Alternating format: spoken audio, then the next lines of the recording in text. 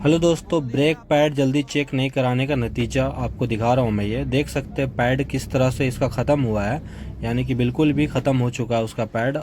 और ये ड्रम में भी आप देख सकते हैं, डिस्क ड्रम में पैड घस जाने के बाद जो ये ड्रम का हालत आप देख सकते हैं, बिल्कुल कट चुका है ये।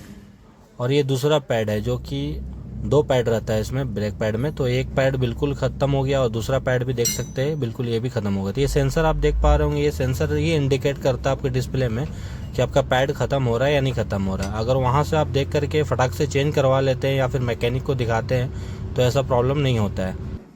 तो दोस्तों इसलिए डिस्प्ले पे ध्यान देना चाहिए और मैकेनिक को फटाक से दिखा लेना चाहिए ब्रेक का अगर प्रॉब्लम हो तो आप देख पा रहे होंगे ये नया पैड है, जो कि नया ब्रेक पैड है जो हम यहाँ पे फिट करने वाले हैं।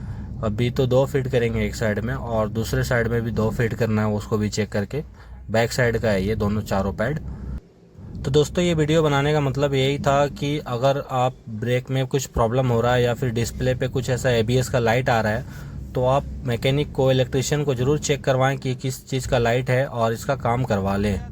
क्योंकि दोस्तों ये ब्रेक का मामला है, इसमें लापरवाही नहीं करना चाहिए, क्योंकि ब्रेक पे ही गाड़ी आपकी टिकी होती है। तो दोस्तों आपको डिस्प्ले में हमेशा ध्यान देना है कि जैसे ही ब्रेक पैड ख़त्म होता रहेगा तो वहाँ पे आपको इंडिकेट कर देगा, क्योंकि ब्रेक पैड में सेंसर लगा होता है, देख पा रहे हो ये सेंसर है।